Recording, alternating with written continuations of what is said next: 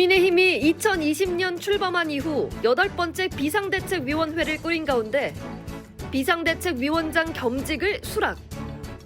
계엄과 탄핵, 대선 패배에 대해 사과하고 개혁 의지를 불태우고 있는 송원석 국민의힘 비상대책위원장 겸 원내대표. 삼선 국회의원. 국민의힘 원내대표. 제22대 국회 기획재정위원회 위원장.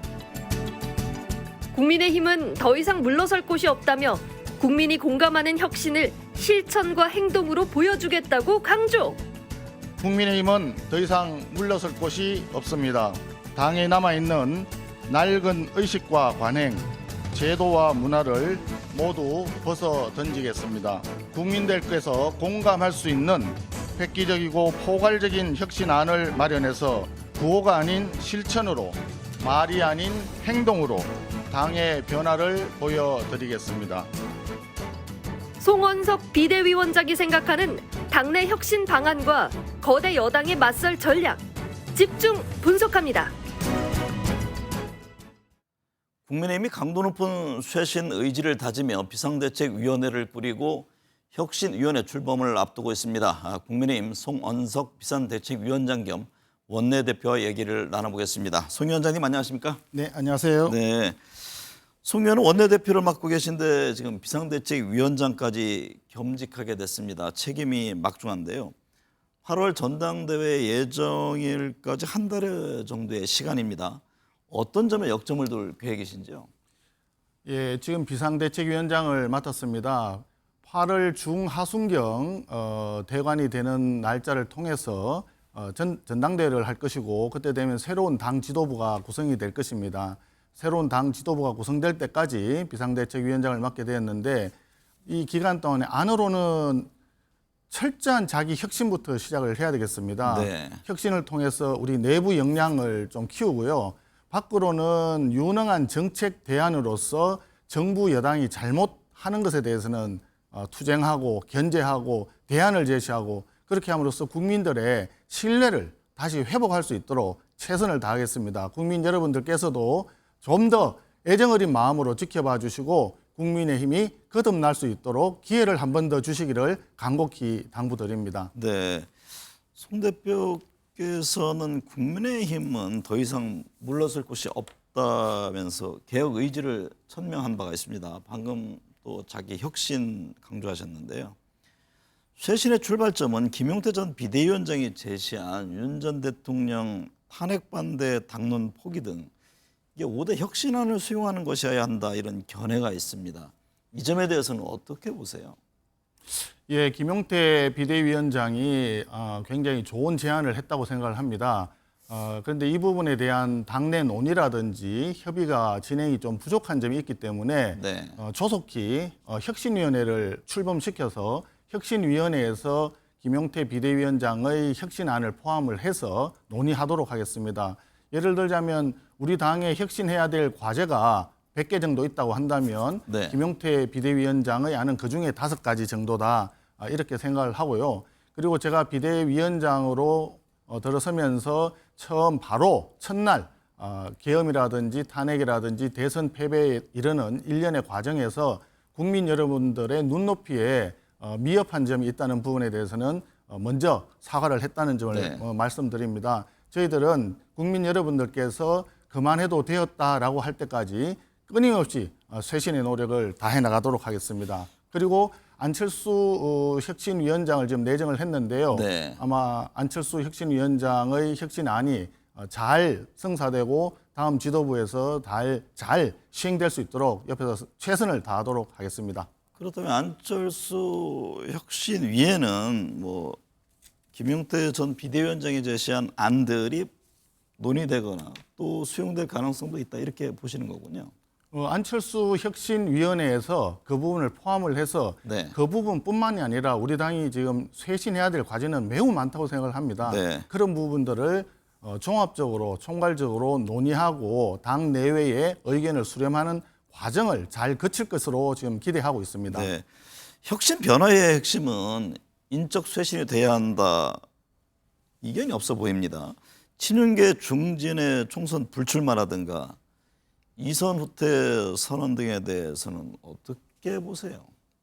네, 당내 일각에서 그런 말씀처럼 이선 후퇴라든지 그런 이야기들이 있는 건 사실인 것 같습니다. 네. 그런데 먼저 우리가 해야 될 일은 그 대선에서 우리가 패배를 했기 때문에 네. 이 패배의 원인이 무엇인지 일단 사실관계부터 먼저 정리하는 것이 순서가 아닐까 합니다. 네. 말하자면 백서라든지 이런 부분들을 통해서 우리가 잘못한 점이 어떤 점인지를 정리를 하고 거기에 따라서 필요한 책임을 묻는 것이 그 다음 단계가 되지 않을까 네. 이렇게 생각합니다. 그 과정에서 우리가 조심해야 될 부분은 불필요하게 과거의 어떤 일로 해서 갈등이나 분열이 조장되는 일은 우리가 좀 조심해야 될 것이고 네. 우리는 국민들께 미래로 가는 우리의 모습을 보여드리는 것이 그것이 우리가 잘못한 것에 대한 최선의 속죄 방안이다. 그렇게 함으로써 다음 내년에 예정되어 있는 지방선거에서 우리가 승리할 수 있도록 승리하는 야당이 되도록 하는 것이 가장 중요한 과제가 아닌가 그렇게 생각을 하고 있습니다. 말씀하신 대로 내일 안철수 의원을 위원장으로 당 혁신위원회가 공식 출범합니다. 안 위원장은 방금 이제 송 위원장께서 말씀하셨듯이 대선 패배 원인 등 백서부터 만들겠다고 했는데 근데 지금 대선 백서를 만드는 게 무슨 의미가 있느냐 이런 목소리도 들립니다. 앞서 이제 인적쇄신 문제에 대한 분출도 있고요. 혁신위가 해야 할 핵심 사안은 어떤 것으로 보세요? 저는 안철수 혁신위원장으로 내정할 때 우리 안 위원장이 처음 하신 말씀이 네. 대선 백서를 만들어야 되겠다. 그리고 그 백서는 우리 당내 기구가 아니라 외부인을 통해서 좀 더 객관적이고 중립적인 시각에서 우리 당의 문제점 그리고 선거 과정의 문제점을 바라보는 것이 필요하다라고 이제 얘기를 했을 때 전적으로 공감을 했습니다. 네. 그렇게 하는 것이 꼭 필요하고 왜 이런 이야기가 나오느냐 하면 당내에 우리는 개파를 불용한다라고 당헌 당규를 개정을 했습니다마는 현실적인 의미에서 일부 개파적인 모습이 있는 것도 또한 사실입니다. 네. 그렇기 때문에 어떤 특정 개파가 특정 개파만을 대상으로 해서 문제 제기를 한다든지 여기에 대한 단죄 내지 책임 규명을 얘기했을 경우에는 필연코 당내 분란이 나오게 돼 있습니다. 네. 그것을 미리 사전에 방지하기 위해서라도 외부에서 중립적인 시각에서의 어떤 백서 작업이 필요하지 않겠나. 그렇게 해야만이 또 우리가 소위 중수청이라고 하는 중도층, 수도권 청년들의 마음을 우리가 얻을 수 있고 네. 그것이 우리 당의 미래를 가져올 수 있다. 이런 생각에서 그 부분에 대해서는 동의하고 있는 상황입니다. 당내제 개파 말씀하셨는데 국민의힘 대표적인 개파는 뭐 지난 이제 윤석열 전 대통령의 친윤계 또 한동훈 전 대표의 친한계를 얘기를 하는데 여전히 두 개파 간의 갈등의 요인이 있다고 보십니까? 지금 현재 그 대선 이후에 그 개파라고 하는 부분들이 그렇게 강하지는 않다고 저는 생각을 합니다. 그리고 우리 당 내에서는 특정한 개파 활동의 어떤 유인보다는 야당이 되고 소수당이 되어 있는 입장에서 다시 한번 우리가 일어서야 된다. 이런 측면에서 개파가 분해되면서 새로이 당내 질서가 형성되는 그런 네. 과정으로 이해를 해야 되지 않을까 생각을 합니다. 사실 우리는 이번 전당대회를 통해서 좀 새로운 인물들이 좀 나오고 네. 국민들께 우리에게 뉴페이스를 알림으로써 우리 당의 미래가 있다라고 하는 점을 좀 인정받는 그런 노력이 필요하다고 생각을 합니다. 네. 그렇기 때문에 지금 말씀하신 대로 친윤이다, 친한이다 이런 그런 개파적인 시각에서 이번 전당대회를 준비를 한다든지 그런 개파적인 어떤 시각에서 활동을 하는 모습이 국민들께 비춰진다면 아마 국민들은 아마 실망하실 거라고 생각을 합니다. 네. 그런 점에서 우리 당내에서도 사실 역량이 뛰어나고 인품을 갖추고 있는 연부역강한 자원들이 굉장히 많다고 생각을 하는데 그런 분들도 적극적으로 노력을 해나가는 것이 그것이 국민께 드릴 수 있는 우리 당으로서의 최선의 노력이 아닌가 네. 그런 생각을 해봅니다. 과거 돌이켜보면요. 혁신위원회에서 혁신안을 내놓으면 당에서 반대하고 또 서로 의견이 엇갈려서 갈등을 키우곤 했습니다. 혁신위에 전권이 없었는데 이번에는 좀 다를지 하는 궁금이 있습니다. 혁신위 안을 전폭 수용할 계획이십니까? 네, 기본적으로 혁신위 자체에서 전권이 있다 없다라고 얘기하는 것은 약간의 말의 수사에 불과하지 않을까 싶습니다. 네. 그리고 일이라고 하는 것은 혁신위에서 어떤 일을 하든지 간에 최종적으로는 당의 의사 결정이 되어야 그것이 시행이 될 수 있을 것입니다. 그래서 네. 중요한 것은 어떤 한쪽 어떤 진영에서 뭔가를 제시를 하고 일방적으로 발표를 하고 공격을 하는 식의 어떤 그런 흐름보다는 사전에 미리 서로 상의하고 협의를 함으로써 실현 가능한 대안들 그리고 우리가 꼭 힘을 합쳐서 함께 할 수 있는 그런 쪽으로 나가는 것이 오히려 국민들께서 저 당이 그동안에는 서로 굉장히 분열하고 싸우는 모습을 보이더니 이제는 좀 달라졌구나. 뭔가 협력을 해서 당이 잘 되는 방향으로 미래를 위해서 경쟁하는 방향으로 나아가고 있구나. 이렇게 하는 것이 필요하다고 생각을 합니다. 특히 이번 전당대회에서 주자로 뛰는 분들이 혁신 전당대회라고 하는 생각으로 우리가 혁신안을 제시하고 우리가 끌고 가겠다. 이런 각오와 어떤 결기로 만약에 전당대회에 임한다면 더욱더 국민들이 우리 당을 다시 보는 계기가 되지 않겠나 네. 이렇게 기대하고 있습니다. 국민의힘 새 지도부를 선출할 그 전당대회 8월 중하순 말씀하셨는데요. 지도 체제 변화가 있을 것이라는 얘기가 나옵니다. 지금은 당 대표와 최고위원 선거를 따로 치르는 이제 단일 지도 체제인데 당 대표와 최고위원 선거를 함께 치러서 뭐 최다 득표자가 대표가 되고 또 차순위 득표자들이 최고위원이 되는 이른바 집단 지도 체제 이것도 염두에 두고 계십니까?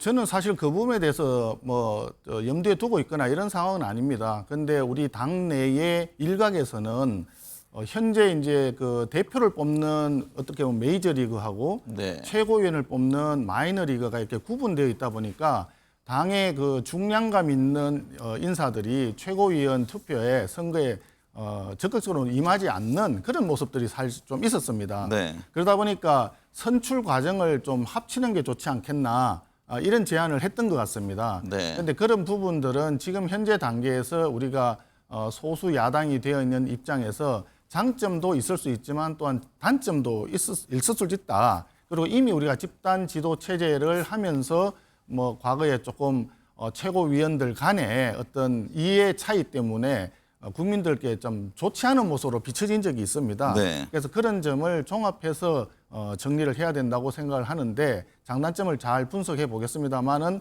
현재 단계에서 집단 지도 체제가 바람직한가라고 하는 단도직입적인 질문이 있다면 현재로서는 아니다라고 생각을 하고 있다. 네. 말씀드릴 수밖에 없는 네. 것 같습니다.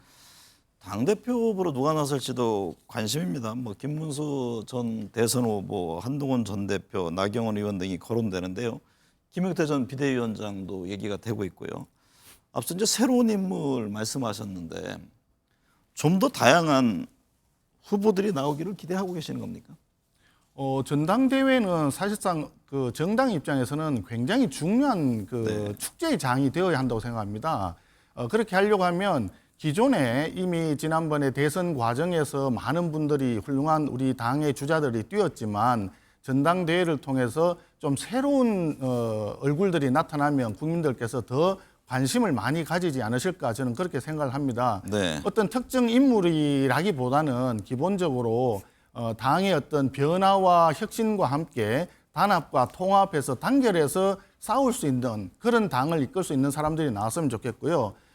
기존에 있던 어떤 그런 것보다 도덕성이라든지 어떤 윤리라든지 이런 네. 점에서 좀 반듯한 생활을 하신 분들이 좀 나왔으면 좋겠다 하는 그런 희망. 그리고 과거나 현재에 안주하지 않고 미래를 위해서 대한민국의 미래, 우리 당의 미래, 세계사적인 주역으로 나아가기 위한 그런 모습을 보여줄 수 있는 분들이 좀 장기 비전을 가지고 네. 나와주시면 좋지 않겠나 이런 생각을 합니다. 특히 지금 이번 이재명 정권에서는 보면 북한의 김정은이 보면은 김일성, 김정일 시대에 있었던 통일이라고 하는 것을 헌법에서 지웠거든요. 네. 마찬가지로 우리 지금 대한민국에서 통일을 사실 배제하려고 하는 움직임이 있어 보이는데 이러한 통일로 인해서 남북 분단을 극복해내는 네. 그런 비전을 가지고 있는 분들이 나와서 작은 지역 통합을 넘어서 큰 통합의 정신으로 가는 그런 분들이 좀 주자로 띄워주면 좋지 않겠나 생각하고 있습니다. 네.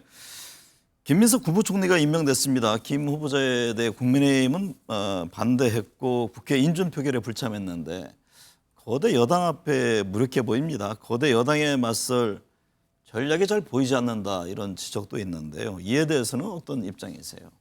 네, 지금 이번 정부가 들어선 지 이제 한 달 남짓 지났는데요. 그동안에 총리 후보자도 그냥 일방적으로 진행을 했고 추경도 사실은 특활비라고 하는 부분을 자기들이 야당일 때는 그 특활비 없다고 뭐 국정이 마비되느냐 일을 못하는 거 아니지 않느냐 이런 식으로 해서 일방적으로 다 감액을 했던 것을 자기들이 집권하니까 이제 특활비를 다시 반영을 했거든요. 네. 그래서 국민들의 입장에서 보면 소비 쿠폰을 한 13조 가까이 돈을 뿌렸지 않습니까? 그래서 15만 원에서 55만 원까지 이렇게 국민들에 나눠주는데 실제로는 그 뒷면에 특활비 41억을 이재명 대통령이가 그냥 줬는 거거든요. 이런 부분들이 굉장히 좀 잘못된 것이다. 네. 그래서 이런 부분들을 우리는 조목조목 지적을 하고 여기에 대한 대안을 제시해 나가면서 국민들께 우리가 숫자는 적지만 유능한 정책 대안이다. 네. 이런 모습들을 보여주는 것 외에는 지금 길이 없어 보입니다. 우리는 네. 어렵지만 정도를 갈 수밖에 없고 지금 더불어민주당에서는 숫자가 많다고 해서 모든 일을 일방적으로 밀어붙이는 그야말로 독재에 가까운 전횡을 하고 있는데 이런 부분에 대해서 국민 여러분들께 소상하게 계속 밝히고 대안을 제시할 수 있도록 최선을 다하겠습니다. 네. 보수 대통합 외연 확장 등의 얘기가 나옵니다. 이준석 개혁신당 의원과 합치는 문제라든가 그리고 또 일각에서 얘기한 이낙연 새미래민주당 상임 고문 또 손학규 전 바른미래당 대표 등을 영입해서 한 울타리를 만들어야 한다는 견해가 나오는데 어떤 입장이세요? 네, 기본적으로 통합하는 부분에 대해서는 함께 가야 한다는 부분에서 전적으로 동의를 합니다. 네. 그리고 이번 대선 과정에서 이낙연 총리라든지 손학규 대표와 함께 김문수 후보의 승리를 위해서 열심히 또 뒤에서 선거운동을 같이 해준 그런 사례도 있었습니다. 다만 지금 당장 과제는 통합을 하기 이전에 우리 내부의 분열을 좀 치유하는 네. 그런 노력을 좀 함으로써 당내의 단계를 함으로써 외연을 확장하는 그런 방향으로 가는 것이 좀 더 시너지가 있지 않겠나 하는 의견도 있어서 네. 그런 부분까지 종합해서 논의를 해보도록 하겠습니다. 통합과 화합의 대상에는 이준석 개혁신당 의원도 포함해서 하시는 말씀이세요? 지금 이재명 정권의 문제점을 지적을 하고 네. 이재명 정권 이후에 합리적인 정책 대안으로서 우리가 집권할 수 있는 그런 정당이 되기 위해서 함께 할 수 있는 모든 분들은 다 함께 하는 것이 당연히 바람직하다고 생각을 합니다. 네. 그런데 이런 부분들에 대해서는 사실 여러 가지 선결해야 될 부분들이 있을 수 있기 때문에 지금 여기서 제가 말씀드리는 사항으로 바로 뭐 통합을 한다든지 이렇게 말씀드리는 것은 또 다른 오해를 불러 일으킬 수도 있기 때문에 네. 그래서 원론적으로 당연히 함께 한다. 그러나 당내 단계를 하고 난 연후에 여러 가지 종합적으로 고려해서 천시를 봐서 움직이겠다. 네. 그렇게 말씀드리는 것입니다. 이재명 대통령 취임 한 달이 지났는데요. 코스피 지수 상승했고 지지율도 60%대입니다. 직접 만나서 대화를 했고 여야 협치 얘기도 들었을 텐데요. 이재명 정부 한 달 어떻게 보셨습니까? 이재명 대통령과 이재명 정권은 한마디로 말의 성찬이라고 생각이 됩니다. 말로는 협치를 얘기하는데 사실상은 대화의 상대방인 우리 야당을 인정을 안 하고 있는 그런 상황인 것 같습니다. 기본적으로 앞서도 말씀드렸지만 모든 사안을 법안이라든지 예산이라든지 인사라든지 모든 정책에 있어서 우리 국민의힘이 얘기하는 야당이 얘기하는 목소리에 귀를 기울여 주지 않고 있다는 이 부분이 굉장히 중요한 부분인 것 같습니다. 그래서 네. 소통을 해야 되는데 소통을 하지 않고 쇼통을 하고 있다. 이런 부분에 대해서 우리 이재명 대통령과 집권 여당에서는 좀 반성해 주기를 다시 한번 강력히 촉구를 합니다. 네. 그리고 한마디 더 말씀을 드리면 이번에 김민석 총리 후보자 보시면 이미 국민들이 다 알고 있으십니다. 들어온 돈보다도 2배 이상이 많은 지출 규모에 대해서 해명이 안 됩니다. 그리고 처가에서 돈을 받았다라고 주장을 하는데 생활비를 받았다는 것은 생활비로 받아서 소비 지출하고 없다는 뜻인데 그것으로 자산 증가를 설명하려고 하는 앞뒤가 안 맞는 해명이었고 더군다나 처가에서 받은 돈에 대해서는 정액세를 냈느냐 했더니 정액세를 냈다라고 했습니다. 그래서 정해서 냈으면 자료를 내라 했더니 낸다고 말은 해놓고는 자료가 실제로 나오지 네. 않았습니다. 그러니까 신뢰성이 전혀 없다. 이런 부분에 대해서는 이번 정부에서 정말 반성해야 할 것이라고 저는 생각합니다. 네. 국민의힘 당 지지율이 여당에 비해 크게 낮습니다. 기존 보수층들 이탈 얘기도 나오고요. 뭐 대구 경북당 얘기에서부터 이대로 보수가 해체되는 것 아니냐 이런 우려의 목소리까지 들립니다. 국민의힘이 과연 보수당이 맞느냐는 지적도 들었을 텐데요. 왜 국민의힘이 외면받고 있다고 보는지 또 진정한 보수의 가치는 뭐라고 보고 계세요? 지금 우리 그 국민의힘이 그 국민들로부터 외면받고 있다라고 하는 지적에 대해서 딱 뼈아프게 생각을 하고 있습니다. 네. 철저히 반성을 하도록 하겠습니다. 하지만 우리 국민들께서는 현명하시기 때문에 지금 일시적으로 그런 현상이 있을 수밖에 없는 이재명 정권의 허니문 기간이라는 점을 고려해 주시기를 바랍니다. 과거에 문재인 정권 때도 일시적으로 지지율이 70, 80%까지 간 적도 있었던 걸로 알고 있습니다. 네. 그렇기 때문에 그 시간 동안에 지지율이 굉장히 높다고 해서 그것이 모든 것을 면책한다는 뜻은 아니라고 생각을 합니다. 그동안에 우리를 지지해줬던 국민들께 송구한 마음이지만 지금부터 하나씩 바닥을 다지면서 우리 국민들의 신뢰를 얻도록 하겠습니다. 네. 여기에서 중요한 것은 우리가 보수당이다 또는 보수정당이다 이런 부분이 중요한 것이 아니라 우리는 자유민주주의를 지키고자 하는 우파 정권이다, 우파 정당이다. 이 부분이 중요한 것 같습니다. 대한민국의 기본 질서가 자유민주주의, 법치주의, 시장 경제 질서인데 이런 부분들이 기본적으로 나온 것은 자유를 존중하고 경쟁을 존중하고 네. 그렇기 때문에 이런 정당 철학이 생긴 거니까 앞으로 그런 점에서 국민들께 다시 한번 소상히 알리고 신뢰를 구할 수 있도록 노력을 하겠습니다. 홍준표 전 대구시장의 신당 창당을 시사하는 발언을 했습니다. 이준석 개혁신당과 새로운 보수당을 만드는 것 아니냐는 전망도 하던데요. 이 점은 어떻게 보십니까? 홍준표 전 대표께서는 대선이 끝난 이후에 탈당을 하고 사실은 야인으로 지금 돌아가 있는 상태입니다. 그분 자체가 그동안에 우리 당에 많은 그 기여를 했고 또 우리 당으로부터 많은 혜택을 입어서 단체장도 여러 차례 하고 국회의원도 하고 당대표도 하고 여러 가지를 했습니다.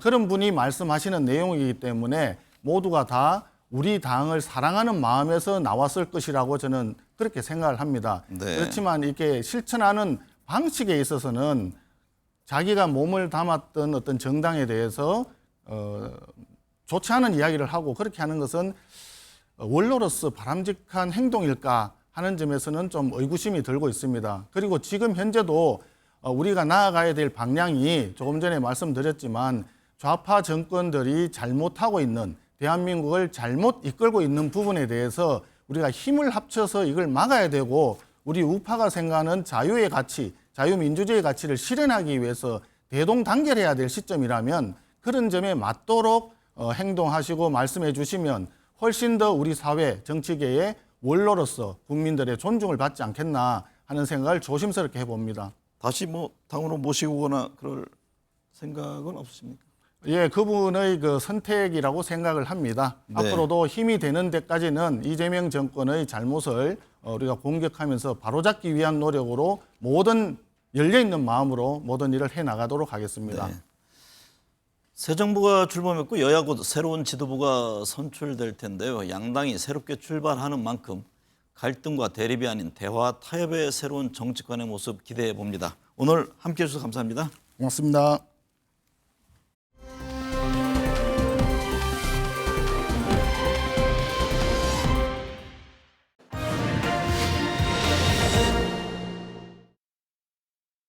네, 정치권 현안 짚어보겠습니다. 민병덕 더불어민주당 의원, 김성태 전 국민의힘 원내대표, 홍영식 한결 리서치 소장, 김미연 RN서치 소장 나오셨습니다. 네 분 어서 오십시오. 네, 안녕하세요. 민병덕 의원님, 이재명 대통령이 취임 한 달을 맞았습니다. 강훈식 대통령 비서실장이 이재명 대통령은 처음부터 대통령이었던 것처럼 일하고 있다고 언급해서 화제입니다. 강 실장 얼마 전에 봤더니만 실제 살이 많이 빠지셨더라고요. 네네. 강 실장 언급 어떤 의미로 받아들이십니까? 강훈식 실장이 지금 대통령실의 워커홀릭을 얘기하고 있는 거 아닌가 싶습니다. 우리 대통령께서 대통령이라는 직책은 권력을 누리는 곳이 아니고 국민의 공복으로서 일하는 자리다. 네. 이렇게 말씀을 하셨고 얼마 전 30일 기자회견에서도 하루가 24시간이 아니라 30시간이었으면 좋겠다라고 말씀하는 걸 보면은 네. 그렇게 몰아쳐서 일하고 있다는 것이고 그러다 보니까 강훈식 실장 워커홀릭에 같이 빠져 있는 거 아닌가. 그래서 5kg나 빠지지 않았겠습니까? 네. 그럼에도 불구하고 저는 강훈식 실장이 본인은 이제 실장으로서 이제 좀 더 노력해야 된다라고 하면서도 대통령은 처음부터 대통령이었던 것처럼 능숙하게 하고 있다. 네. 이렇게 평가한 거에 대해서 참 훌륭한 자세다. 이렇게 보고 있고요. 국민들께서 우리 이재명 정부와 그리고 더불어민주당이 얼마나 책임감을 가지고 일하는지 계속 지켜봐 주셨으면 네. 한다. 이런 측면으로 보고 있습니다.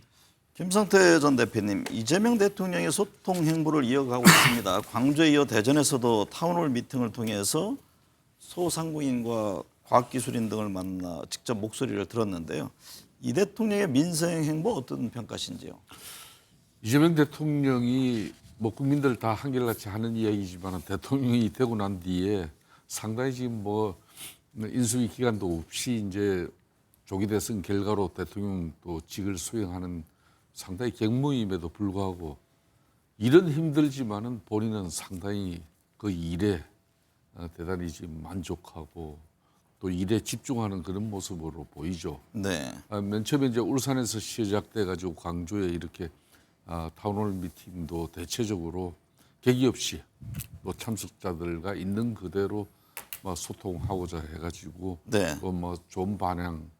근데 이런 부분들이 이제 물론 이제 대통령 당선 이후에 미생 소통을 통해 가지고 가감 없이 이 국민들의 주권자인 국민들의 의견을 듣고 국정 운영에 반영하고 자기도 늘 초심을 유지하겠다. 그거는 대단히 좋은데 네. 이제 좀 더 전에 손석 우리 원내대표 비대위원장도 지금 뭐 한편으로는 걱정을 하지만은 이게 민생 행보지만은 내년 6일 또 지방선거가 불과 이제 10개월 정도밖에 남지 않은 그런 시점이다 보니까 막 이런 내년에 지방선거까지 막 이렇게 겨냥한 그런 행보가 아니냐. 네. 뭐 그런 우려를 또 한편으로는 하고 있죠. 네. 그렇지만 저는 그것까지는 좀 섣부르고 막 대통령으로서 뭐 잘하기 위해서 최선을 다하는 막 그런 모습으로 그냥 야당도 평가하고 그런 측면에서 야당 뭐 이 강력 시도 단체장들도 막 적극적으로 참여하고 또 그 지역의 해난을 또 대통령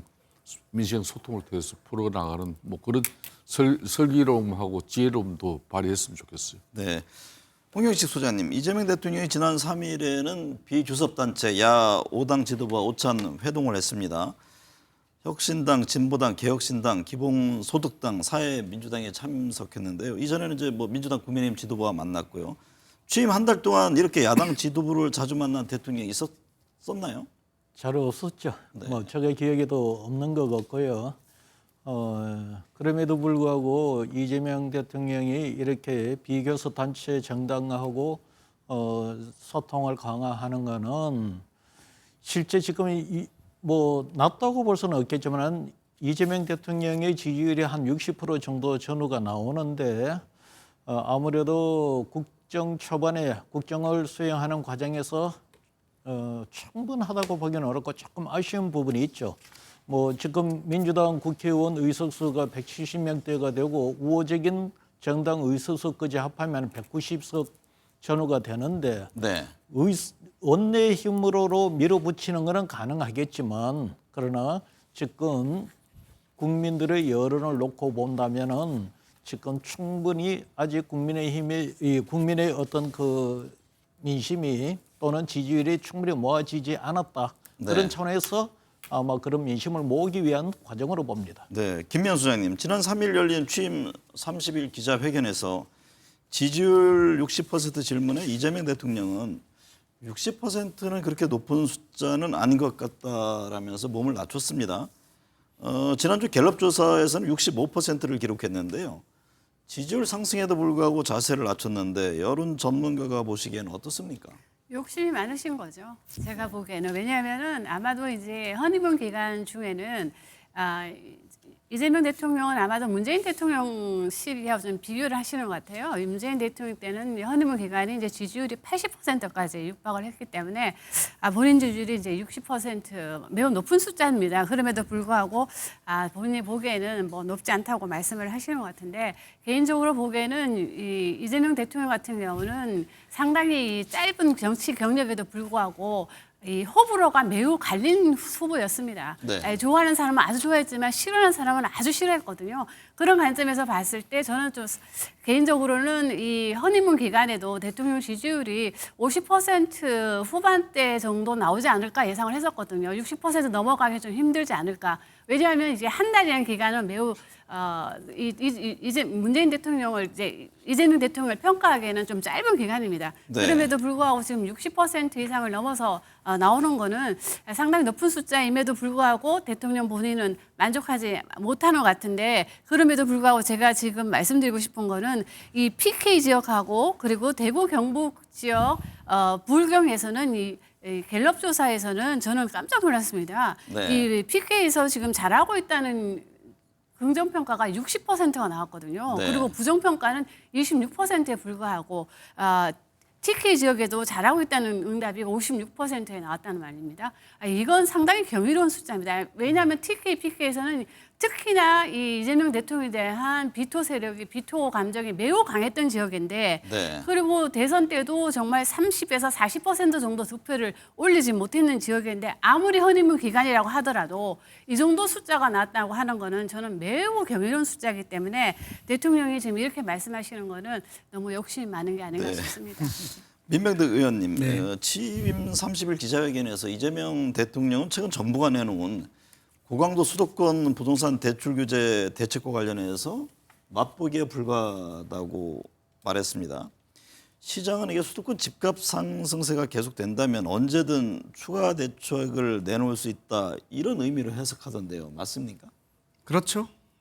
대통령께서 직접 언급을 맛보기에 불과하다고 한 거잖아요. 맛보기 다음에는 진짜가 있을 수 있다. 추가적인 상승이 있다면은 좀 더 강한 조치를 하겠다. 이런 의미로 받아들여지고요. 지난주에도 말씀드렸지만 집값이라는 가격은 수요와 공급에 의해서 결정되는 거 아니겠습니까? 네. 수요 측면에서 지금 가수요를 막겠다는 것이잖아요. 6억 이상의 대출은 하지 않겠다. 그리고 담보대출의 경우에는 6개월 이내에 전입신고할 수 있도록 하겠다라는 것은 가수요를 막고 실수요만 있게 하겠다는 것이고 네. 여기에 또 추가적으로 지금 뭐 논의 중으로 제가 알고 있는 것이 전세 대출 제도 있지 않습니까? 네. 전세 대출 제도에서 정부의 보증 비율을 좀 낮추고 있고 그리고 이게 원래 서민 대출이기 때문에 전세 가격을 좀 제한을 한다. 그렇지만 시간을 두고 좀 예고를 두고 하겠다라는 이런 대책도 나오고 있고요. 수요 억제로만은 안 되기 때문에 공급을 좀 늘리는 방안들이 네. 있는데 공급 늘리는 거에 있어서도 오피스텔이나 아파텔 이런 거에 대해서 좀 저는 지금 추진 중인 걸로 알고 있고 더 중요한 것은 뭐냐면 지금 우리 PF가 난맥상이지 않습니까? 네. 이 PF를 빨리 구조정을 해야지 여기에서 공급이 늘어납니다. 자, 이런 조치까지 하고 있는 것으로 알고 있습니다. 네, 포괄적인 대책을 준비하고 있다 이렇게 네, 보시는 네. 거군요. 네. 김성태 대표님, 예. 주말이죠. 어제 이재명 대통령 국무회의를 열어서 31조 8천억 원 규모의 새 정부 첫 추경안을 심의 의결했습니다. 국민 1인당 최소 15만 원에서 최대 55만 원을 받게 되는 민생회복 소비 쿠폰 등을 담고 있는데요.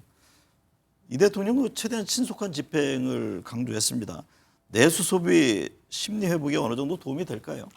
아무래도 뭐 민생 회복 소비 쿠폰이라는 이 제도를 통해 가지고 이걸 뭐 11달까지 돈을 갖다 이 돈을 쿠폰을 쓰지 못하면은 이거는 뭐 무효가 돼 버리죠. 네. 그렇기 때문에 뭐 아무래도 서민들 뭐 특히 경제적으로 많이 어려운들 사람들 입장에서는 이 쿠폰을 받으면은 뭐 즉시 이걸 갖다 사용할 수밖에 없기 때문에 그런 측면에서 상당히 일시적이나마 뭐 소비가 뭐 진작되니까 아무래도 또 소상공인 자영업자들의 또 뭐 이런 매출은 증대될 수밖에 없죠. 네.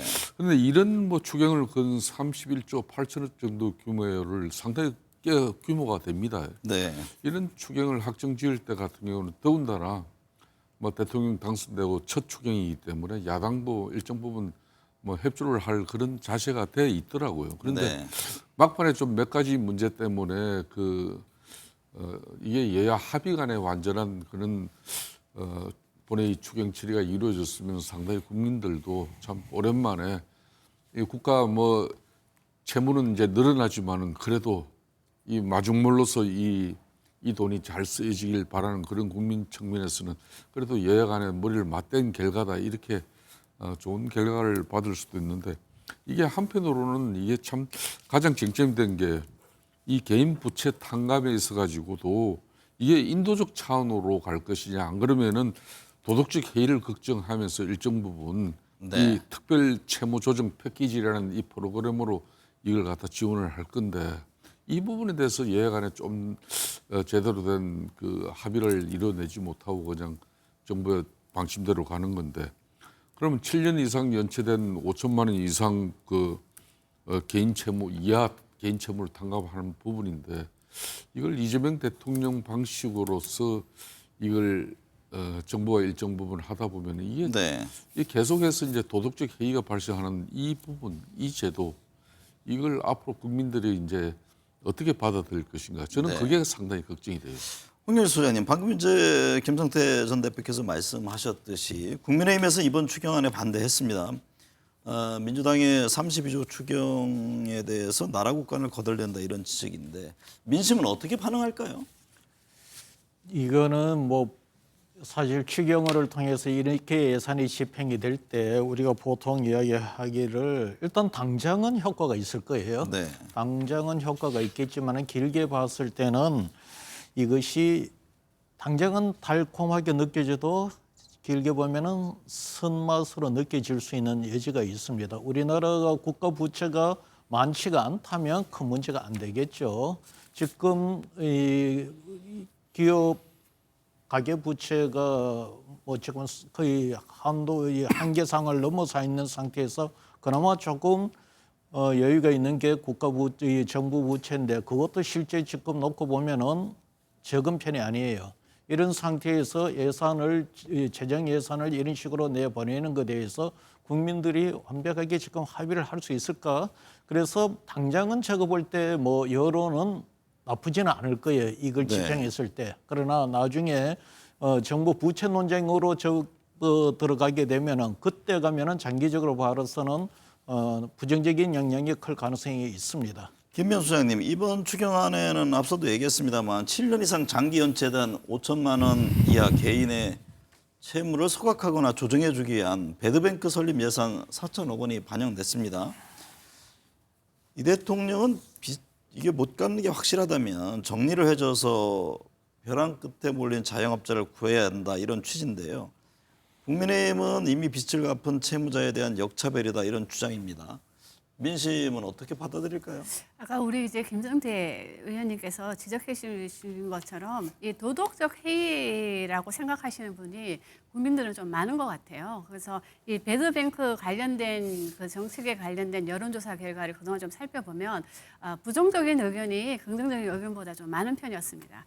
그런 관점에서 본다면 이 부분에 대해서는 약간 이제 국민들도 뭐 차별이 아니냐, 도덕적 해이를 염려하는 부분이 많을 것 같은데 그러다 보니까 이번에 좀 주목해야 될 부분은 이번 그 대전에서 있었던 그 타운홀 미팅에서 네. 이재명 대통령이 이제 어떤 분이 이런 질문을 하니까 금융위 이제 위원 중에 한 분을 이제 세워서 자세하게 설명을 하게 하더라고요. 그러니까 그런 부분도 보면은 대통령도 이 부분에 대해서는 국민들이 상당히 좀 도덕적 해이 면에서 염려하고 있다는 부분을 대통령이 너무나 잘 알고 있더라. 네. 그런 면에서 설명하고 이 부분이 이렇게 나가야 된다는 걸 설명한 부분은 저는 뭐 어느 정도 긍정적인 효과가 있지 않을까 그렇게 생각합니다. 민병도 의원님, 이번 추경에서는 민주당이 야당 시절 없앴던 대통령실과 검찰의 특수활동비를 부활시켜서 논란입니다. 국민의힘과 조국혁신당이 반발했는데요. 이에 대해서는 어떻게 보세요? 저희 내부에서도 논란이 많았습니다만은 첫 번째 야당 시절에 예결특위에서 삭감을 했죠. 그리고 이제 본회의에서 협상의 여지가 있었는데 본회의 하기 전에 계엄을 하신 거고요. 네. 이 야당이 삭감을 한 이유는 소명을 하지 못해서이기 때문에. 영수증 증명 자료 이런 게 예. 없었다는 예. 말씀이시죠? 그래서 뭐 예를 들면 검찰 특갈비 같은 경우가 집중적으로 추석이나 설 직전에 지급이 됐는데 그럼 이거 네. 떡값 아니냐? 떡값으로 지급할 수 있느냐? 이거 소명을 해라라고 했더니 이제 영수증의 사용처가 뭐 휘발됐다라고 하면서 막 이런 것들이 있었잖아요. 또 하나는 대통령실도 실질적으로 그걸 입증하지를 못했습니다. 네. 그때 입증한 곳이 있습니다. 경호처에서는 특활비를 입증을 했어요. 그래서 네. 경호처 특활비는 그대로 다 인정을 했고요. 소명을 하지 못한 곳들에 대해서는 소명할 기회를 줬는데 소명하지 못해서 이제 예결위에서는 일단 삭감을 한 거죠. 그리고 본회의에서는 이제 협상의 여지가 있었는데 그때 계엄이 있었다라는 말씀을 드리고 네. 제가 2022년도에 윤석열 정부 초기에 예결 소위를 했었거든요. 그때 예산이 전반적으로 긴축 예산이었습니다. 네. 그런데도 불구하고 대통령실은 펑펑 예산이었거든요. 그래서 이걸 문제를 지적했을 때 그때 말은 뭐였냐면 정권 초기에 대통령실 일하게 해줘야 되는 거 아니겠느냐 네. 라는 의미여서 이걸 다 받아들였습니다. 지금 이 부분과 관련해서 논란이 있긴 하지만은 전임 정부에서 예산, 특활비 예산에 대해서 소명하지 않아서 그것도 몇 년간 소명하지 않아서 예산이 깎인 부분이 있었다. 그런데 현임 정부에서 일을 해야 된다. 우리는 다 소명하겠다. 네. 이러고 있는 부분이기 때문에 이 부분에 대해서는 앞으로 이 부분을 어떻게 소명을 하느냐 여부에 대해서 좀 명확히 좀 봐야 되지 않을까 싶습니다. 말씀하셨듯이 이번에는 증빙을 확실히 하겠다는 이른바 조건부 예산 반영이다 이런 입장이네요. 거의 이제 지금 민원께서도 말씀을 합니다만 이 부분은 좀 이제 민주당 입장에서도 좀 뭐 진솔하게 좀 우리가 너무 작년에는 정치적으로 여야 간의 관계가 갈등 구조였고 또 윤석열 대통령이 국회를 뭐 해모하고 무시하고 그랬기 때문에 이 특활비를 전액 날리는 과정 속에서 뭐 이런 상황이 됐다 이렇게 솔직하게 나가야 되는 거예요. 그러니까 뭐 윤석열 정부 때는 특활비가 필요 없고 또 지금 이재명 정부에서는 특활비가 필요하고 이건 어떤 경우든 정부거든요. 정부인데 그 부분에 대해서는 뭐 작년에 예산 심의 과정에서 전체 특활비를 다 날려버렸죠. 이 특활비를 날렸다는 것은 대통령실뿐만 아니라 검찰, 경찰 뭐 다 날렸어요. 감사원까지. 그래서 이제 지금 이제 일부 영수증 뭐 문제를 가지고 그게 이제 검찰 같은 경우는 그 조건을 풀어서 검찰 개혁이 이루어지고 난 이후에 이제 이 특활비를 사용할 네. 수 있게 하겠다 이런 뭐 단서를 달긴 달았습니다만은 그러니까 제가 알기로는 작년에도 이 특활비 일괄 삭감 부분에 대해서 민주당 내에서도 그래도 30% 정도는 남기자 이런 의원들도 꽤 많았어요. 네. 근데 이게 뭐 그때 뭐 민주당 내에서도 상당히 강성 의원들 중심으로 그냥 특활비는 아예 그냥 단돈 10원도 허용치 말자. 그래서 싹 다 날려버렸어요. 네. 이 조기 대선이 있을지도 몰랐죠 민주당 입장에서. 네. 막상 이제 조기 대선이 치러지고 대통령이 되고 나니까 이제 특활비 필요하다 이런 거거든. 그러니까 이런 측면에서는 좀 그래도 우상호 정무수석이 국민의힘 뭐 원내대표, 부대표단들이 이렇게 용산 대통령실 앞에 가서 시위도 하고 국민들에게 진솔한 사과를 해라. 그런 항의 사안도 수령하면서 우상호 정무수석 같은 경우는 대단히 죄송하고 사과를 하고 앞으로 이런 일이 없도록 하겠다 그랬거든요. 막 그런 만큼 앞으로 국회에서도 민주당 입장에서도 이제 이런 부분은 앞으로 경중을 잘 살펴가지고 본인들도 언제 또 정권을 잡을지 몰라요. 그렇기 네. 때문에 막 해서는 안 된다는 얘기죠. 네. 네. 심우정 검찰총장 임기 1년 3개월 남기고 사퇴하면서 형사사법제도는 시한과 결론을 정해놓고 추진되면 부작용이 생길 수 있다. 이렇게 짤막한 입장문을 발표했습니다. 사실상 이재명 정부의 검찰개혁에 반대하는 입장을 밝힌 것으로 이해가 되는데요. 이재명 정부가 추진하는 검찰개혁 올해 안에 가능할까요? 뭐 추석 전에 얼개를 만드는 얘기까지 나왔는데요. 네, 뭐 이 부분에 대해서 말씀드리기 전에 아까 특활비 네. 말씀을 좀 더 드리면 실제로 뭐 김성태 의원님 그 지적처럼 그런 측면이 있기 때문에 저희 내부에서도 금요일 날 저희 의총에서 굉장히 긴 논쟁들을 벌였던 거 아닙니까? 그래서 뭐 이제 대통령실에서 이번에 특활비가 필요하다라는 부분에 대해서는 인정을 하지만 굳이 올해 해야 되겠냐, 네. 내년부터 하면 되는 거 아니겠느냐라는 주장들도 많이 있었고요. 그것 때문에 우리 일정이 많이 미뤄지면서 저희가 12시까지 예결위 본회의를 한 거 아니겠습니까? 네. 다만 지난번에 작년에 이 특활비 관련해서 할 때 저희 내부의 방침은 예결위에서는 원칙적으로 하고 그 다음에 본회의 과정에서 이제 국회의장의 조정에 의해서 그 조정 여지들이 충분히 있었고 그럴 네. 상황이었었거든요. 네. 그런데 그 전에 계엄이 일어났다라는 말씀을 좀 네. 드리고요. 우리 심우정 검찰총장 이 말씀 관련해서 좀 저희로서는 좀 당황스럽습니다. 네. 심우정 검찰총장은 이제 이 검찰 개혁을 반대하는 입장을 이렇게 얘기하신 건데 심우정 검찰총장은 검찰 개혁을 자초하신 분이다, 네. 부르신 분이다라고 말씀을 드려야 될 것 같습니다. 윤석열 정권 내내 검찰과 정권은 한 몸이었고 특히 심우정 청장 같은 경우에는 구속 취소와 관련해서 즉시항고를 하지 않았지 않았습니까? 그리고 그 다음부터 사건에 대해서는 또 일 단위를 시간 단위 이런 부분들을 또 바꿨지 않습니까? 네. 이랬던 분 그리고 또 하나는 내란 기간 동안에 비아폰을 가지고 있었다는 게 밝혀진 거 아닙니까? 그러니까 이런 상황에서 검찰 개혁을 실은 자초한 것이다. 따라서 지금 검찰 개혁은 국민들의 입장에서도 실은 저희는 충분히 받아들여질 수 있다라고 보고 있는 상황이고 네. 그래서 최소한 얼개는 추석 전에 만들 생각이다라는 말씀을 드립니다. 네. 홍영식 소장님, 검찰 개혁 추진의 성공 여부가 향후 이재명 대통령 또 정당 지지율에는 어떤 영향을 줄까요? 검찰 개혁이 정당 지지율에 영향을 미치려면은 국민들한테 이게 대단히 관심사이고 본인들의 이해관계에 밀접하게 관련이 있어야 됩니다. 그러니까 결론적으로 말씀드리면은 이 검찰 개혁은 국민들의 이해 관심사가 아니고 정치권의 이해 관심사라고 보는 겁니다. 지금 국민들의 관심사 속으로 들어오지 않았을까요? 실제 국민들의 검찰 개혁과 관련해서 직접 부대낄 일이 그렇게 크지가 않죠. 두 번째, 제가 이제 이 부분에 대해서 우리가 짚어봐야 되는 거는 수사권과 기소권을 분리를 했을 때 그러면 수사를 누가 해야 되느냐? 이 경찰과 공수처 이쪽에서 수사를 해야 되는데 국민들의 지금 아마 평가가 수사를 검사가 잘하느냐, 경찰 또는 공수처가 잘하느냐 이렇게 물으면은 제가 볼 때 그거 우열 이야기하기 어려울 겁니다. 오히려 검찰 쪽의 수사에 손을 들어줄 가능성도 있습니다. 그리고 두 번째, 이번에 계엄 탄핵 과정을 거치면서 수사권과 기소권을 놓고 대립하고 갈등하는 모양도 봤단 말입니다.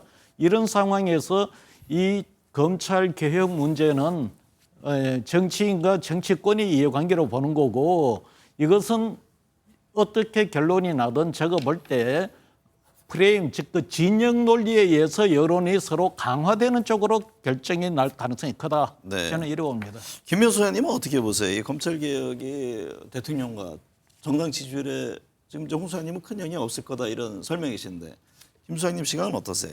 저는 대통령 지지율이라든가 정당 지지율에 상당히 영향을 줄 것으로 보여집니다. 만약에 이번에 추석 전후를 앞서서 검찰 개혁에 대한 얼개가 완성이 되든 아니면 내년에 완성이 되든 그 시기는 중요하지 않고요. 저는 이 만일에 이 민주당에서 이 검찰 개혁에 대한 종지부를 이번 정권에 안 찍는다면은 저는 임기 내내 이것이 발목을 잡을 게 뻔하기 때문에 저는 이번 검찰 개혁은 집권 초기에 하는 것이 맞다고 생각합니다. 네. 김성태 전 대표님, 문재인 전 대통령도 윤석열 전 대통령도 비워뒀던 특별감찰관을 이재명 대통령이 임명을 검토하라고 지시했습니다. 특별감찰관은 대통령 가족 비리를 감시하는 역할을 하게 되잖아요. 이 대통령이 이 같은 결단한 배경은 어떻게 보세요?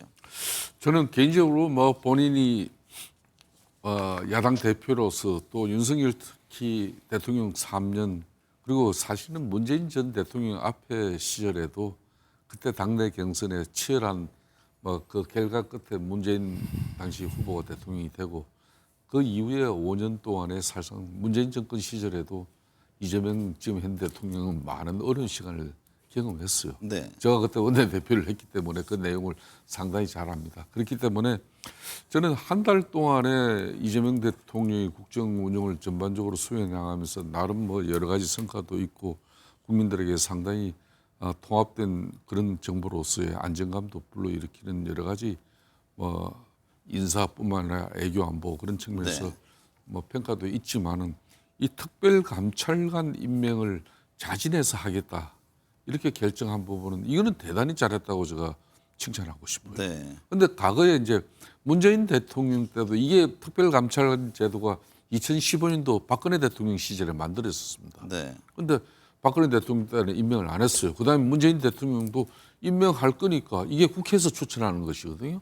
국회에서 여야간에 합의해서 추천했는데 거의 민주당이 의도적으로 그때 제대로 추천을 안 했어요. 그래서 뭉개버렸는데 이번에도 그런 과거에 그런 사례가 있으니까 그런 거 관계없이 이번에는 야당에서 대려 추천하는 특별감찰관 부분까지도 국회에서 합의 의결돼 가지고 네. 대통령이 임명하는 어떤 그런 용단을 보인다면은 이거야말로 이재명 대통령이 앞으로 직계 가족뿐만 아니라 자신도 정말 어떤 부정 비례도 연루되지 않는 대통령이 되겠다는 그런 소신으로 국민들이 받아들여 줄 수 있습니다. 네.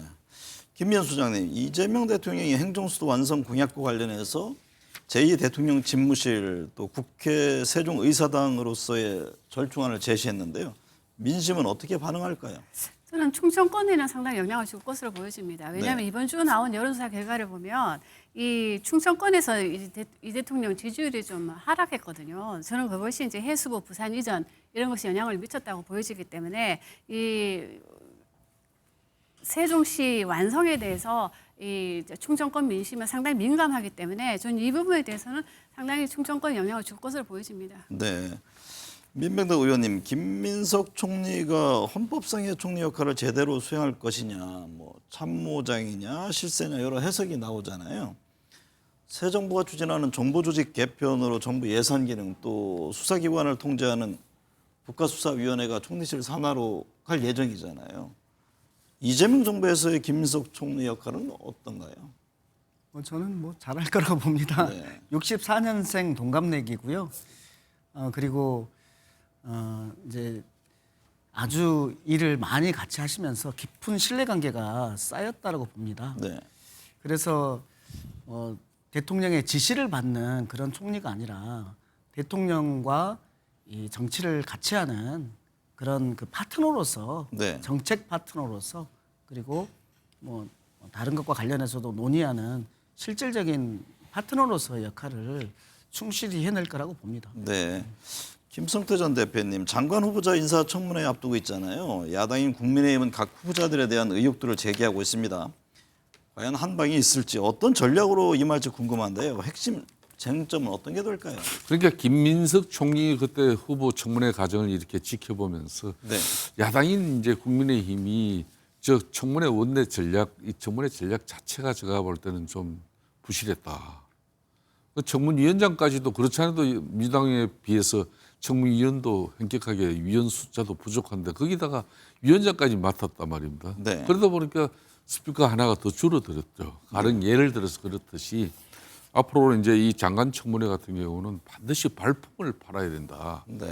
발품을 현장에 발품을 팔면은 국민들 내지는 때로는 공직자들 많은 제보에 의해 가지고 이 야당은 제대로 된 청문회를 가져갈 수 있는데 아직까지 국민적 신뢰가 회복되지 않은 그런 야당이다 보니까 국민들의 호응과 또 뭐 공직자들의 그런 뭐 사실상 제보에 의해 가지고 이 낙마를 시키는 그런 어려움이 분명히 있었습니다. 그렇기 때문에 지금 현재 그 국민의힘 입장에서는 특히 가령 예를 들더라도 지금 국가안보실장인 위성락 실장도 외교관 출신인데 이 양반도 심지어 나대지 그러니까 건물이 없는 토지를 갖다가 이렇게 구입해가지고 많은 투자를 통해서 수익을 창출한 사람이거든요. 네. 근데 조현 외교부 장관 같은 경우도 이 사람도 뭐 이 개발 부지에 재개발 부지에 그냥 도로를 갖다 쪼개기 지분을 매입해가지고 엄청난 또 이익을 이렇게 거두는 그런 이 개발 정보까지도 의심스러울 정도로 네. 이런 상당히 짚으면은 이런 것도 그냥 후보자들이 제출하는 자료가 미비하다 뭐 이렇게 하고 그냥 끝내는 게 아니라 본인들이 직접 발품을 팔아가지고 좀 이런 부분에 대해서는 국민들의 알 권리를 제대로 검증해내는 그런 인사청문회를 준비를 해야 될 것 같아요. 민 의원님, 민주당은 능력 중심의 인사, 화합의 인사라는 평가던데요. 각 후보자들에 대한 인사청문회 어떻게 대응할 계획이죠? 네, 기본적으로는 의혹을 여기저기 제기하고 있는데요. 그 의혹들에 대해서는 저는 적극적으로 해명을 해야 한다고 봅니다. 예를 들어서 정은경 복지부 장관 후보자 같은 경우에도 남편의 그 문제와 관련해서 잘못된 내용들이 많다. 네. 해명을 하겠다라고 하고 있는 것이고 권오을 보건부 아니 뭐 이제 보훈부. 네. 보훈부 장관 후보자도 마찬가지고요. 그래서 기본적으로는 국민들의 의혹을 해소하는 차원에서 적극적으로 해명을 해야 한다라고 보고요. 두 번째는 더 중요한 것은 뭐냐면 이 장관이 무슨 업무를 하는 것인지 그 장관직에 맞는 네. 능력과 비전을 가지고 있는지 이 부분에 대해서 적극적으로 또 얘기를 해서 네. 그 직에 맞는지 여부를 살펴야 된다 이렇게 보고 있습니다. 전당대회 얘기 좀 해볼까요? 홍영식 소장님. 지금 민주당 당대표 선거에 출마한 정청래 의원, 박찬대 의원이 있는데 갤럽 조사에서 누가 민주당 대표 되는 것이 좋은지라는 질문에 정청래 의원이 32%, 박찬대 의원이 28%를 차지했습니다. 지금 한 달여 남았는데 앞으로 다양한 변수가 남아 있다고 봐야 할까요? 지금 32대 28로 봐서는 큰 차이가 아니니까 한 달 정도 상관을 놓고 본다면 충분히 이 지지율의 변화의 가능성이 있다고 봅니다. 뭐 변수라는 것이 한 10%, 20%의 상황을 바꾸는 그런 변수가 있고 이런 식으로 한 5% 이내에 바꿀 수 있는 변수를 놓고 본다면은 이 격차가 좁을 때는 당연히 변수가 많이 존재할 수밖에 없습니다. 네. 특히 현 정부가 출범하면서 첫 대표를 맡기 때문에 이재명 대통령과의 당정 관계를 어떻게 갈 것인지 그리고 이재명 대통령의 이 국정 성공 전략을 어떻게 제시하느냐에 따라서 이거는 당심이 결정하기 때문에 그런 부분이 큰 영향을 미치지 않을까 이래 봅니다. 김성태 대표님, 국민의힘도 8월 중순에 전당대회 할 것으로 보이는데요. 그동안 침묵했던 김문수 전 장관 출마 시사를 했고 국회에서 농성한 나경원 의원도 전당대회를 염두에 둔 것 아니냐 이런 해석이 나오고 뭐 한동훈 전 대표. 근데 앞서 지금 송원석 비대위원장은 좀 새로운 인물들이 많이 나왔으면 좋겠다 이런 의견을 했는데 어떤 전망이세요? 그러니까 이제 아무래도 윤석열 전 대통령의 불법 부당한 12.3 비상계엄에 대해서 현재에서 파면 결정 이후에 뭐 그다음에 이제 조기 대선에서도 우리는 참패를 당했는데 네. 그러니까 그렇다면은 당이 많은 자정의 변화와 쇄신의 노력을 통해 가지고 이렇게 이제 이 앞으로 이제 야당으로서의 체질 변화를 위한 어떤 그런 처절함이 묻어나는 그런 전당대회를 이제 만들어야 되는데 네. 이 전당대회 룰 세팅은 아무래도 이제 안철수 이제 핵심위원장을 지금 비대위에서 앉혔어요. 그래서 이 당을 혁신하는 어떤 그런 내용을 안철수 핵심위원장이 어떻게 담아내면서 거기에 상당한 내용이 앞으로 전당대회 룰 세팅으로 이어질 수 있다고 저는 그렇게 봐요. 네. 그렇기 때문에 그럼 가령 지금 이제 8대2 당원 80 그럼 국민 20의 이 당대표 이 지금 이제 룰 세팅 네. 좀 당원 당규를 갖다 그러면 국민 참여 폭을 뭐 왕창 늘려서 정말 국민의 뜻을 많이 반영한 건데 당을 변화시킬 것이냐 뭐 이런 것도 상당히 중요한 부분이고 기존에 이제 또 윤석열 전 대통령을 제대로 전련해내지 못한 당내 아직도 영향력을 그대로 유지하고 있는 뭐 이 친윤 세력들이 뒷받침되는 그런 네. 후보를 꺾을 수 있는 그런 경쟁력을 과연 어떤 후보가 확보할 것인가. 네. 뭐 그런 측면에서 이제 김문수 후보도 이제 나름 뭐 당권 경쟁에 뜻이 있다는 걸 피력을 했고 그러면 이제 나경원 뭐 전 대표 같은 경우도 원내대표도 뭐 그런 뜻을 가지고 또 6일간의 로텐더홀 농성도 있었고 네. 이제 한동훈 전 대표도 여기에 적극적으로 참여를 할 건지 저는 상당히 큰 고심은 깊어지고 있지만은 마지막 최종적인 결론은 나설 것이다 이렇게 보고 그 외에 이제 사실상 이 전당대회에 어느 날 갑자기 뭐 이렇게 뭐 참신한 인물이 뛰어들어서 의미 있는 성적표를 만든다는 건 어렵기 때문에 네. 아무래도 기존 뭐 주자들 중에서 당권의 향방이 결정되지 않겠냐 이렇게 보고 있습니다. 김민수 소장님, 내란 특검 윤석열 전 대통령 조사를 이어가고 있습니다. 국무회의와 추후 계엄 선포문 작성 등 여러 의혹에 대해서 수사를 하고 있는데요. 추가 소환 없이 구속영장을 청구할지가 관심입니다. 이 점은 어떻게 보십니까? 그래서 저는 뭐 법률가가 아니라서 뭐 네. 정확하게 말씀을 드릴 수는 없지만 이 윤 전 대통령의 그 구속이 되냐 안 되냐는 지금 전 국민의 관심사입니다. 네. 그렇기 때문에 이 아마도 저는 이 내란 이 특검이 저는 뭐 구속영장을 하루빨리 청구하지 않을까 싶습니다. 왜냐하면은 지난번에 구속될 때도 엄청 어렵게 구속이 되지 않았습니까? 네. 그 이후에도 많은 국민들이 이해할 수 없는 어떤 그 논리로 인해서 구속이 취소되는 거를 전 국민들이 바라봤기 때문에 저는 뭐 추가 소환 없이 구속영장을 뭐 신청할지 안 할지는 법률가가 아니기 때문에 정확히 모르겠지만 그래도 지금 전 국민이 지금 이 구속영장 청구에 대해서 상당히 큰 관심을 갖고 있다는 것을 내란 특검도 잘 알고 있기 때문에 저는 뭐 청구하지 않을까요? 홍 소장님, 내란 특검은 윤 전 대통령에 대한 외환 혐의 조사에도 박차를 가하는 모습입니다. 평양 무인기 침투 사건 현역 장교 녹취록 확보가 결정적인 단서가 된 것 같다 이런 얘기가 나오던데요. 이 부분에 대한 수사는 어떻게 전개될까요? 실제 우리나라 상황에서 북한이 선제적으로 어떤 그 남한에 대해서 침범을 한다든가 이런 상황이 아니면 우리가 먼저 선제적으로 북한을 특히 평양 상공까지 무인기를 날릴 만한 그런 상황은 아니라고 봅니다. 실제 남북 관계에서 지금까지 봐서 남한이 선제적으로 하는 경우가 잘 없습니다.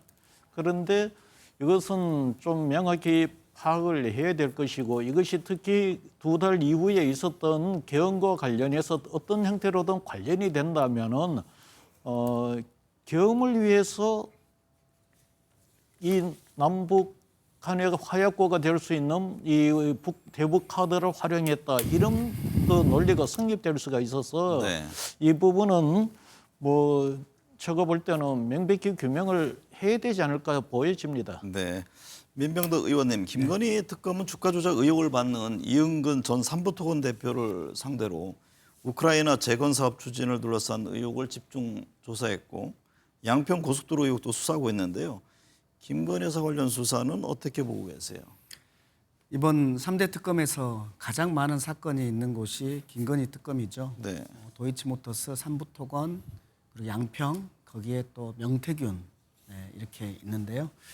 특히 삼부토건 같은 경우는 도이치모터스는 뭐 대통령 되기 전에 있었던 일이지만 삼부토건 관련해서는 대통령이 된 후에 우리의 국방, 외교 이런 것들의 내용을 가지고 했던 사건 아닙니까? 네. 그리고 최상병 사건의 조사 과정에서 나온 거 아닙니까? 3분의 1 체크하고 라고 썼던 사람이 도이치모터스 사건에서 주식을 관리했던 그 이종호에서 나온 건데 3분의 1 체크하고 그랬는데 그게 이제 3부 골프장이었으면 예 알겠습니다 그래야 되는데 3분의 1 체크하고 그랬는데 네 감사합니다 그랬어요. 뭔가를 줄 때 받으면 감사합니다 이잖아요. 여기와 관련해서 지금 우리 금감원에서도 검찰에 보냈다가 검찰에서 다시 금감원에 보내는 핑퐁을 하고 있는 그런 사안입니다. 네. 삼부토건과 관련해서는 지금 아주 급물살을 타고 있다고 보고요. 그 명태균 사건과 관련해서는 실은 창원에서 8명의 검사가 연판장을 돌리면서까지 김건희 여사에 대한 소환이 필요하다고 했던 네. 그런 사건입니다. 실은 김건희 여사 사건과 관련해서는 많은 부분에 있어서 증거가 무르익었다라고 네. 보고 있습니다. 곧 뭐 어떤 신병에 관한 조치가 취해지지 않을까 그렇게 네. 생각이 됩니다. 김명수 의원님, 갤럽 조사에 따르면 이재명 대통령 지지율이 65%까지 올랐습니다. 추진력, 민생, 소통이 긍정평가를 받았는데 향후 지지율 추이는 어떻게 예상하십니까? 저는 뭐 답보 내지 정체 상태를 보일 걸 보여집니다. 왜냐하면은 이제 이번 주에 이제 한미 관세에 대한 결과가 나오고요. 또 이것도 네. 상당히 영향을 줄 것으로 보여지고 갤럽이 발표한 조사 결과를 보면 서울에서 지지율이 하락하고 그리고 부정평가가 9%포인트 올랐습니다. 왜냐하면 저는 이거는 이 부동산 정책이 이제 직격탄을 맞은 서울에서 지금 반응을 보인 걸로 보여지고 그리고 제가 아까 말씀드린 대로 세종 충청권에서도 상당히 좀 민심이 지금 요동치고 있는 걸로 보여지고 있거든요. 그런 거를 감안해 봤을 때 물론 대통령이 상당히 소통을 잘하고 있습니다. 이 소통을 잘하는 것이 바로 이제 제 개인적으로는 이제 하이브리드 소통 방식을 좀 이용하고 있기 때문에 이 소통은 상당히 긍정적인 평가를 받고 있지만 어쨌든 이 민생에 대해서는 국민들이 체감을 해야 되는데 지금 아시다시피 지금 물가도 상당히 좀 높은 편이고 뭐 추경 예산이 집행이 된다 하더라도 저는 이 한미 관세에 대한 결과가 곧 나오기 때문에 이 결과에 따라서 대통령 지지율이 상당히 출렁일 걸로 보이기 때문에 저는 향후 지지율은 상당히 정체 내지 답보 상태를 보일 걸로 보여집니다. 홍경식 소장님, 갤럽 조사에 따르면요, 민주당 지지율은 46%, 국민의힘 지지율은 22%를 기록했는데요. 양당 간 지지율 격차가 2배 이상 벌어졌습니다. 이 같은 흐름이 당분간 고착화될 가능성도 있습니까? 제가 볼 때는 당분간 고착돼서 지속될 것 같습니다. 네. 실제 지금 정당 지지율은 상대 지표예요. 상대적 지지율입니다. 지금 민주당 지지율이 46%라고 하는데 이거는 지난 대선 때보다도 한 5% 정도 올라간 거고 네. 이재명 당시 후보가 득표했는 득표율 그하고 거의 비슷한 수준이 납니다. 반면 지금 국민의힘 지지율은 20%, 22% 이렇게 나오는 지지율은 당시 대선 직전 지지율보다도 한 15% 떨어지고 네. 김문수 후보가 득표했던 거에 비해서 한 20%포인트가 떨어집니다. 이것은 지금 대선 패배 이후 국민의힘이 김문수를 간판으로 했던 그 당이 아닌 현 국회의원들이 중심으로 되는 천명 중심이 되는 이 국민의힘에 대한 어떤 평가이고 이들이 변화와 혁신 이것을 모색해서 국민들한테 어느 정도의 어떤 그 진정성을 보여주지 못하면은 이 지지율이 그대로 유지될 거로 보여집니다. 김성태 대표님, 갤럽 조사를 보면 보수층 절반가량이 국민의힘에 등을 돌린 모습입니다. 혁신위 등을 가동하지만 결국 인적 쇄신 등 이렇게 가시적인 모습을 과연 보여줄 수 있을까라는 데 많은 분들이 주목하고 있는데요. 예. 과연 그 같은 변화를 몰고 올 수 있을까요? 저는 국민들이 지금 현재 기다리고 있는 부분은 지금 현재 국민의힘이 얼마나 처절한 자정 노력을 통해서 변화와 쇄신을 이뤄내는지 그걸 지켜보고 있는 거예요. 네. 그러니까 야당이 됐다고 해서 6월 3일 조기 대선 결과로 이재명 대통령 되고 이제 국민의힘은 야당 됐기 때문에 뭐 민주당 그리고 정부 공격하면 그냥 야당으로서 역할이 다 이루어지는 것처럼 이렇게 오판을 하고 있는데 절대 그렇지 못해요. 네. 국민의힘 같은 경우는 사실상 먼저 해야 될 게 내부적으로 자정 노력입니다. 윤석열 전 대통령의 측근 세로 윤석열 대통령 혼자만 탈당하고 또 헌법적인 법률적인 측면에서 헌재에서 파면 결정됐다고 해서 12.3 비상계엄에 대한 책임을 올곧이 다진 거 아니거든요. 네, 네. 국민의힘은 집권 세력으로서 정치적 책임을 져야 되는 정당이에요. 그걸 지금 외면하고 그냥 여전히 윤석열 대통령 측근 그 세력들이 당의 지배력을 그대로 유지하고 있다는 이 사실은 국민의힘이 그만큼 국민들한테 외면당하고 있다는 게 계속해서 여론조사를 통해서 나오고 있잖아요. 네, 네. 그런 만큼 이제 야당은 국민적 신뢰를 확보하지 않은 야당은 야당으로서 가치가 없어요. 네. 가장 우선적인 노력을 자정 노력에 두길 바란다. 네. 오늘 내용 말씀 감사합니다.